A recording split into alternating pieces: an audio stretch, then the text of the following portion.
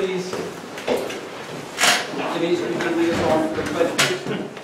Pledge allegiance to the flag of the United States of America and to the republic for which it stands, one nation, under God, indivisible, with liberty and justice for all. Most requirements of the New Jersey Code needs will have been satisfied before the news release to the Elkhart Park Press on December 20th, 2014, stating that a regular meeting of the Colfax Township Committee would be held on February 25th, 2015, 7:30 p.m. at Town Hall. Most requirements will be posted on Township website. Copy is on file in the office of the Township Clerk. Roll call, please. Deputy Mayor Orgo. Here. Deputy Mayor Engel. Here. Deputy Mayor Fitzgerald. Here. Deputy Mayor McNamara. Here. Mayor Chatzell. Here, good evening. Item number 1 is approval of minutes. We have 2 sets. We'll start off with February 11, 2015. Any additions, corrections? Move. Second. Let's move right on to, and then we'll do it all together. February 12th. Move. Second. Roll call, please. Deputy Mayor Orgo. Yes. Deputy Mayor Engel. Yes. Deputy Mayor Fitzgerald. Yes. Deputy Mayor McNamara. Yes. Mayor Chatzell. Yes, for both of them. Item number 2 is we have a few mayor's proclamations. This one is proclaiming March 1st, 2015 as Read Across America Day within the Township of Cold Snack. Whereas the citizens of Cold Snack stand firmly committed to promoting reading as a catalyst for our students' future academic success, their preparation for America's jobs future, and the ability to compete in a global economy. And whereas NEA's Read Across America, a national celebration of reading, will be conducted on March 1st, 2015, which would have been the 111th birthday of Dr. Seuss. Now therefore be resolved that the Township Committee in the Township of Cold Snack calls on all citizens of Cold Snack to assure that every child is in a safe place reading together with a caring adult on March 1st, 2015, and hopefully a lot more than that one day. You gotta wear the hat, right? I have 2 engagements to wear the hat this year, one at the school and one at the library, so we're excited. I'm excited about that. And my children. The last mayor and the mayor before you wore that. Absolutely. That's part of the gig. There you go. Item number 3 is another proclamation proclaiming March 2015 as Colorectal Cancer Awareness Month within the Township of Cold Snack. Whereas colorectal cancer is the 3rd most commonly diagnosed cancer and the 2nd most common cause of cancer deaths for men and women in the United States, and the vast majority of colon cancer deaths can be prevented through proper screening and early detection. And whereas colorectal cancer is preventable, treatable, and beatable in most cases, whereas observing the Colorectal Cancer Awareness Month during the month of March would provide a special opportunity to offer education on the importance of early detection and screening. Now therefore, I, James C. Mayor of the Township of Cold Snack, together with the entire Cold Snack Township Committee, do hereby proclaim March 2015 as Colorectal Cancer Awareness Month within the Township of Cold Snack. Yes? Sure. Michelle, you'd like to comment on any of this? I'm happy that we're doing it. I went for that colonoscopy at 50, no symptoms, stage 3 colon cancer. Trust me, the colonoscopy is a piece of cake versus the surgery and 6 months of chemo, and I'm still suffering from the side effects of chemo. And my 3-year cancerversary is March 1st, so anything I can do to raise awareness. And Friday, March 6th is National Dress in Blue Day, so there's a big push. We'll have blue bows on town hall and library columns. And paper art from Mulberry Market will be helping me do that. So just trying to get the word out. Just, you know, the year I got diagnosed, 8 of my friends in Cold Snack went for their colonoscopy. So a lot of people don't want to do it, but it's, you know, I had no symptoms, and it was stage 3 already. So, and another favoring trend right now too is the under 50, because 90% of people diagnosed are over 50. But the under 50 percentage is now growing. And I know several people with that as well. And they're stage 4 because the doctors don't diagnose it because they're not 50. So I appreciate it. Thank you very much. Yep. Thank you. Congratulations on your anniversary. Yes, Thank you. absolutely.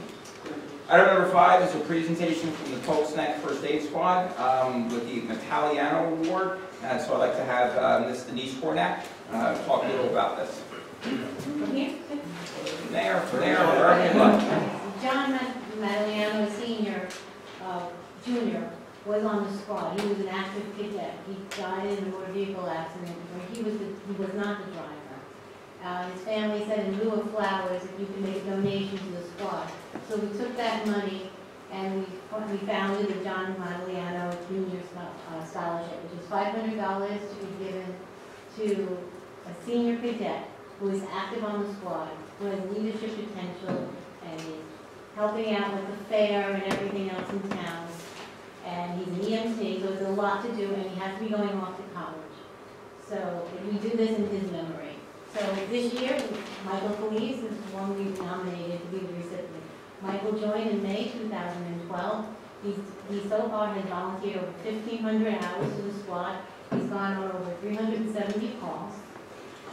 He has been first lieutenant, second lieutenant, and captain twice. Before he got his license, he used to bike to the calls. It didn't matter if it was raining, snowing, icy, below freezing. He was pedaling as fast as he could. I watched him wipe out in the puddles. Some of these gray hairs are because of Michael, and I would always get after the call, throw his car and bike in the back of my car, and drive him home and lecture him about first fight. But he always kept coming, and he went to school during the day, and at night he went to Jersey Shore and he took the course, and he became an EMT. He still volunteers 2 nights a week at Jersey Shore's ER, besides doing all the other things he did. He's going to be a biology major. He's going to go to either writer or TCNJ, and he's hoping to go on to med school. And if ever anyone, cadet or anyone else, asks for something, Michael always answers, "What do you need?"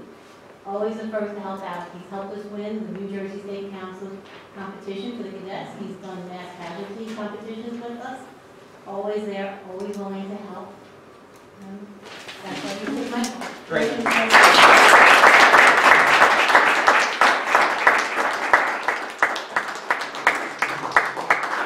Denise, why don't you, Michael, grab Tony from the journal's going to grab a photo of you guys, if that would be okay? With the mayor. Sure. I'd be happy. I'm going to join you on behalf of the township committee.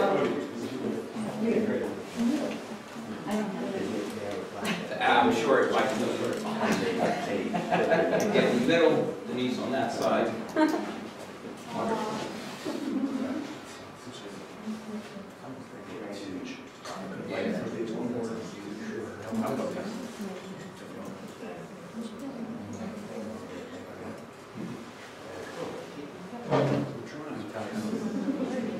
Excellent.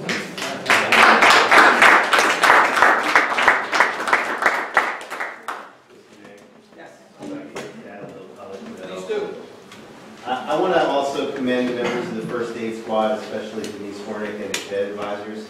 This Italiano Award has been going on for at least 20 years now, and there's some serious sustainment there, and that's something that they should be very proud of.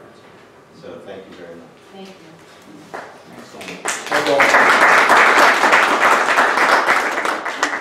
Okay, we will not be insulted at all if you're off to your next meeting or Yes, if anybody wants to. at all. So, That's our present to you, Mike. You don't have to stay. yeah. For the next call. Right, there you go, that's right. Thank you so much for being here. Thank you, guys. Good night, thank you. Thank you. Good job, Michael. Excellent. Item number 6, Resolution 2015-35, resolution confirming appointment of Deputy Court Administrator, Ms. Cassandra Achille. Bob, you want to tell us you were a part of this interview process and fill us in? Thorough vetting and interview process for this type of job. Seemed like only yesterday we were appointing deputy clerk, court administrator to court administrator. So this is the last piece of putting our court back together, if you will. So Ms. Achille was interviewed by a group of 5 or 6 people, including our judge, myself, Beth Cara, another court administrator from another town, Lori Cooper from the Superior Court, and she was the unanimous selection of this group of interviewers. So they're very happy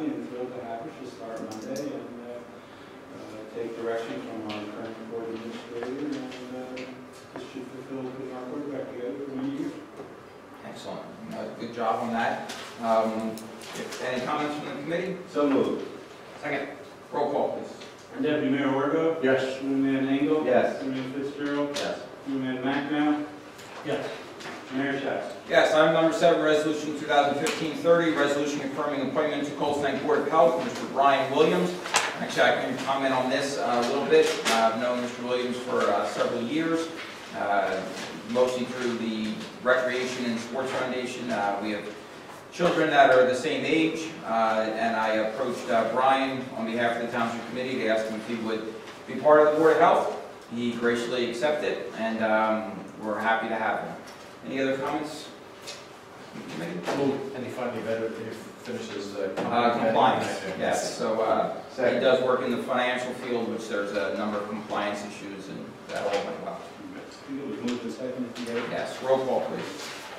Deputy Mayor Wargo? Yes. Committeeman Engel? Yes. Committeeman Fitzgerald? Yes. Committeeman McNamara? Yes. Mayor Chapman? Yes, resolution 2015-36, resolution authorizing formal transfer of funds, 2014 budget. This is a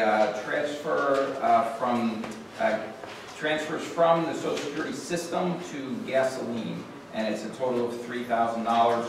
It's what we do this time of year before our formal budget is adopted. Any comments? Move. Okay. Roll call, please. Deputy Mayor Wargo? Yes. Committeeman Engel? Yes. Committeeman Fitzgerald? Yes. Committeeman McNamara? Yes. Mayor Chapman? Yes. Item number 9 is a discussion for possible adoption, amending building department fees. One of our department heads, Henry Salerno, a construction official, I should say, came and gave us a memo that I'm sure you had a chance to look at. Bob, any comments on updating this ordinance for the fees? No, I see no problem. I would call minor tweaking of various fees. I don't see anything that sticks out. To be more consistent with other municipalities. Yeah, and anticipating that question, these have been, vetted through other towns and we found consistent with neighboring building departments. So if the governing body is in agreement, this would be turned into formal ordinance for introduction at the next meeting. Mayor, I just have one question, and this could be my pathfinder, I'm not sure. My recollection, I asked why it was that we would have a fee of $25 for the direct replacement of existing fuel-fired furnaces and the inspection of gas furnaces, vents, gas fireplaces is $20. Should it all be $25?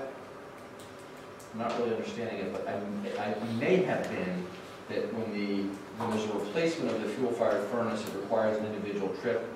When they go for the other thing, there's usually a couple of things, so $20 each, adds up to a higher inspection fee. But if we could just check on that, because it seems to be one of Let me understand. You're looking at, it's handwritten, the C on the first page. Is that what you're referring to? All over 25. Actually, under A, it says basically an inspection of any kind of a plumbing connection is $20. Right. So whether it's a shower, a urinal, a gas, or water is $20 for Oh, I see. inspection.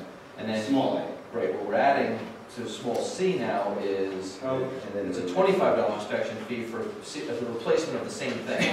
When you put a new one in, it's $20. When you replace it, it's $25. I got it. I'm not getting that. So either the 20 should be made 25, would be logical. Unless, The reason- go ahead.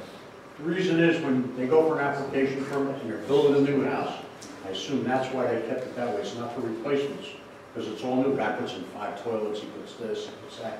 And I think that's why they didn't want to change the number. It could possibly be. Well, that would all make sense, except if someone is putting in a new gas fireplace, we're going out there for one. I decided I want to put one gas fireplace in my house that's 20 some odd years old. It's $20, shouldn't come inspect it, but if I replace the furnace, it's $25. Something's not right.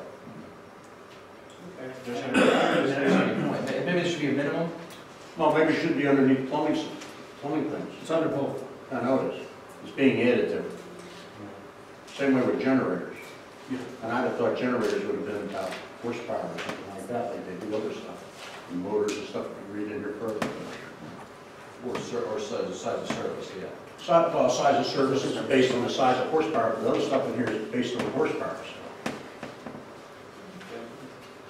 Maybe you can ask Henry the question. I I don't don't know. know the answer. Yeah, well, I understand. It was somewhat incongruous, that was We'll either get an explanation or make the 20, 25, make it consistent, one or the other. I would, yeah, it's a discussion item, so that was, I mean, obviously it makes sense. So when it comes back, whatever he thinks is fine, or maybe that sub-A should just say, however, no such event shall be anything less than $25. So that if you know, if the official's going out there doing inspection. No, the 20, I'm not sure 20 covers it either, but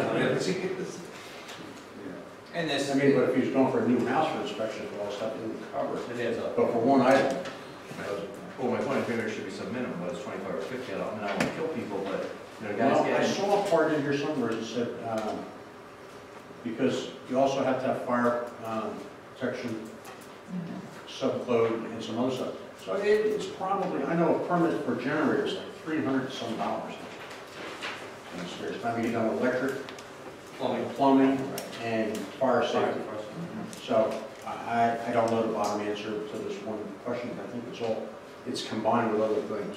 It's one of the few areas we can reflect the cost and the actual number of what it costs us. I can't imagine we can have an employee get in a vehicle that we're paying a mileage on and paying them by the hour and have them going out there doing inspection for $20. Admittedly, it's not that long, but we're certainly making money on it. We might be losing that was my only. Especially if it fails, and he has to go back the second time. Yeah, for That's free. great. Right.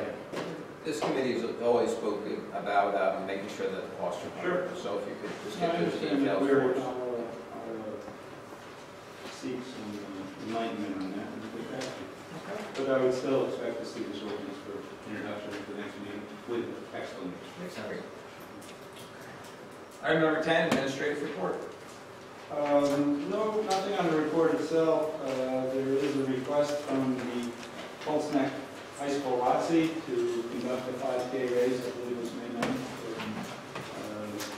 They secured Bucks Milford today, it was through the primary road, so we wanted to get seek the township committee approval. I think it should be forthcoming.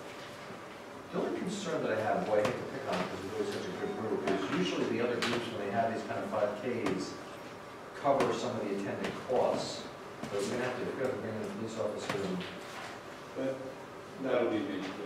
Okay. The major thing. I mean, I don't know. This is the high school group? It's ROTC and two other groups. Yeah, I think it was fire police when they took it over, because they went down Matthews Road, turned around, came back to Mercer Road. They really weren't on the roads too much. Well, they're not doing that, we just not. No, Yeah, that was a this different one, race. yeah. There is a, Mr. Vargo, there is a race of that kind this week too. Yeah, it's a cedar and fuel. This is 3.2 miles. 5, I think, 3. So you'll make Oh, sure no, I'll that's make sure covered. they understand their insurance obligations, attendant cost obligations. I'm sure that. There you go. But, Tommy, you running it? so, maybe a motion, voice vote? So moved. Second. All in favor? Aye. Opposed, none? That's all I have, Mayor, thank you. Thank you. Item number 11, motion to approve the vouchers. Mayor, I love when there's not two commas in the voucher. Yes. Like $200 some odd thousand, and I apologize, I can't find my notes. I just wanted to find my notes because there's a couple of issues which I'm again raising, and it's usually you guys after me, but we had a tow in there for $250, using Taylor, so it just seems to me that one of two things, we should get at that, and I think I mentioned at the last meeting about whoever has public works to share services with the county, but they charge a flat $75, which obviously beats the tar out of $250. The other alternative, and I don't know if it's ever been explored, but when these towing contractors bid on it, it dawned on me that they make a dump load of money, and there's 4 or 5 on the rotation. I don't really see a reason why we couldn't require on a rotational basis that they include the towing of township vehicles. That may be something else to explore as a condition of them being in the rotation. If that happens 5 times a year. The problem is the only thing they can probably haul is big enough, just a pickup. Most of them can't haul anything big. Well, maybe we should take a hard look at that too. But I mean, we have a pickup truck for $250 going down to Larson's. If one of those folks ate it for the thousands of dollars they're making, as far as I know, not paying any fees to the town to be on the list. We did heed your advice at the last meeting, just so you know that myself, Chief Sauter, and DPW Director Thompson are meeting with Mr. Sylvia Great, thank you. and his fleet manager next next Wednesday to discuss various options available to the Right, that's great. And I And hate we'll to say have that on there right, as well. if they're losing money, that's their problem. There is a bill on here, I just want to make sure that I pointed out a couple things. That was the 250 Toyota, that was the pickup truck, which I understand didn't have to be flatbed, but there's a payment for John Sauter on here, John Sauter Builders. To refresh everyone's recollection, he has been closing up the houses that have had some trespassing problems and some significant trespassing problems. I suspect he's losing money on that, but if he'll do it for $450, it's the, I'm glad you could respond immediately. It wasn't a break. right? Just to interrupt on that, the governing body is well aware he passed that abandoned home ordinance, which is hopefully streamlining and making it easier to pack these very houses. Working on that, a lot of the responsibility came on for the town administrator. We've already had at least one meeting with Mr. Giarusso, the associate attorney from Mr. Bennett's firm, trying to get the game plan together to start packing and putting into fruition the ordinance. So, in the meantime, there was another incident there. I think some arrests were made, Yes. and Mr. Sauter did respond promptly and got a report. Right. And which was the trespassing was, I don't want to say there was 9 kids there. No more kids. Well, no. Mixture Yeah, I guess. of juveniles But and adults. Right, and it wasn't 6 weeks after he boarded it up before. And the police had been there another time on a missing person situation. So it's, you know, it's not a happy situation. It's on this bad side of town. Yeah. It's the same house that you're probably framing in your mind, one literal. Yeah, making fun. It's going forward. I missed that new one. That is true. On the, also the purchase of, I thought it was a typo, because it says 5,051 gallons of magnesium chloride. It's not a typo, that was the actual exact amount that we got. But it dawned on me, when we reflect those numbers of snow removal, we talk about the outside contractor thing, we never, I don't think, as far as I know, include these, you know, the consumption of product numbers in our The budget? yeah. No, we do in the budget, but I mean, when somebody says how much it costs to Oh, sell a snowstorm. okay. No, we try to factor in cost of Okay. salt, and this is allied to that. Okay, So, yes, when we give you costs, we try to do that. great. Never reflecting, of course, the wear and tear on the trucks, et cetera, but still, maybe just make sure that that's included as a better reflection. Deputy Mayor Auger also brought that to my attention, and I have some follow-up with him on that question as well. Yes. And with all the following details, I would request the approval of $316,872.39 as outlined on the document. So moved. Second. Roll call, please. Deputy Mayor Auger. Yes. Councilman Engel. Yes. Councilman Fitzgerald. Yes. Councilman McNamara. Yes, except I abstain as to one line item, it's a bill from Michael Stein, and it relates to, I guess, a planning board application for my parents. So noted. And Thank you, Mayor. Mayor Shaq. Yes. Township committee reports. Michael, we'll start with you. You know, what did I have? We had no planning board, and this shade tree, I'm about to shade tree, and, Sports Foundation. I did go to the, actually, I think I reported out the last time. Football's back, so lots of years. Other than that, I think I missed it. I got snowed out on a lot of stuff. Yeah, exactly. Thank you, Russell. Very good. Jared? No report tonight. Yeah, I believe. Yeah. Nor did I. No. No, it's just when it fell. Winter. Yeah, Well, winter. The week before, I had one every night. There you go. Okay, then we'll move on to comments from the public. Judy? Why was item number 2 skipped? Oh, here, it did skip that one. Just so, because I wanted to make sure you were on. I don't really show up Saturday, 8 o'clock. Thank you very much. Yes, the first budget session will be this Saturday, February 28th at 8:30 a.m. in this room. What's worse is that the other 4 of us didn't pick up on it either. There you go. Actually, it's even worse than that, because I told the administrator that I'm not going to be here. Yes. Thank you, Judy, appreciate it. John? What's the meeting that went on February 12th? That wasn't a very scheduled meeting. We opened the meeting, went into executive session for personnel matters, and then didn't come back into public session. Go ahead. The My clerk 11th will, the 11th was a Wednesday, the 12th was a Thursday, so you had a special meeting for that? Yes, Thursday, a special closed session meeting for personnel issues. So there was one public session. What time was it? Was that what time? It was 4 o'clock. advertised, of course, yeah, 4 o'clock. It was advertised as a closed session for personnel. other comments? Jeff? Yes, thank you.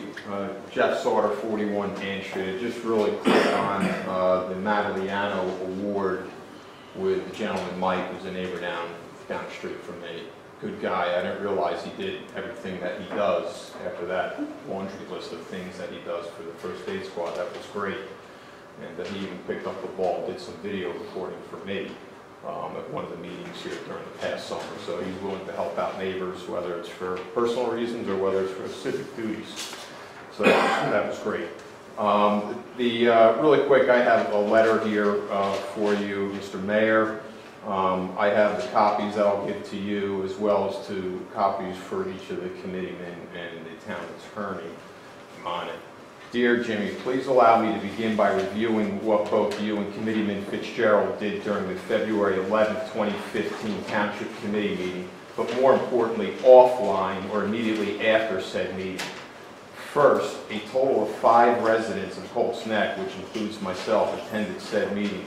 During the public comment portion of the meeting, you called upon other 4 residents to make their comments first. You appropriately utilized the resident's first name when selecting each to make their public comments. Unlike each of the residents before me, in which you called upon them by their respective first names, and you clearly knew mine, you simply gazed and gestured in my general direction.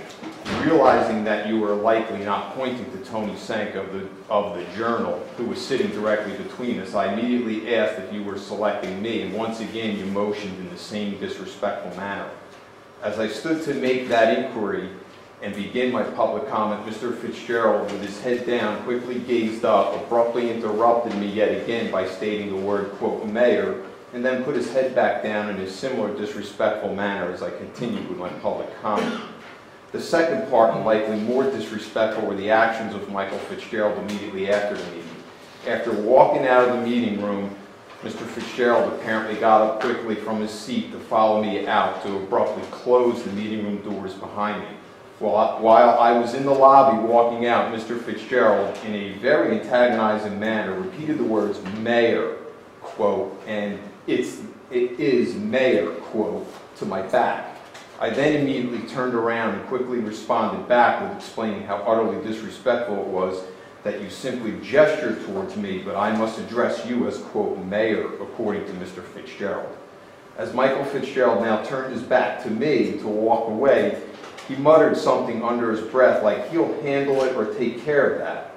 I have no idea what that meant by such comments, but I'll assume it meant that Mr. Fitzgerald was going to speak with you to explain the proper and respectful way to address me, and more importantly, any member of the public for that matter.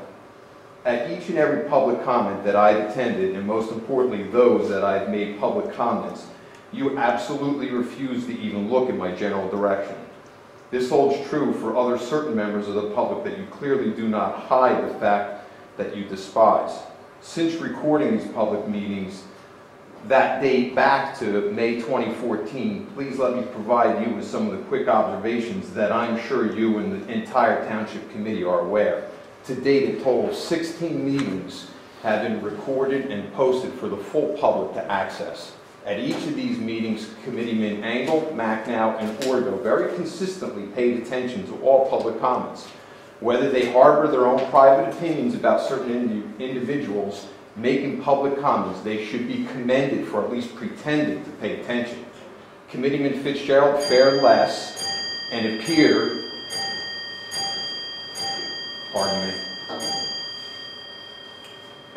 to have his attention focused elsewhere at moments during the public comment portion of the meetings. However, in your case, it's a completely different story.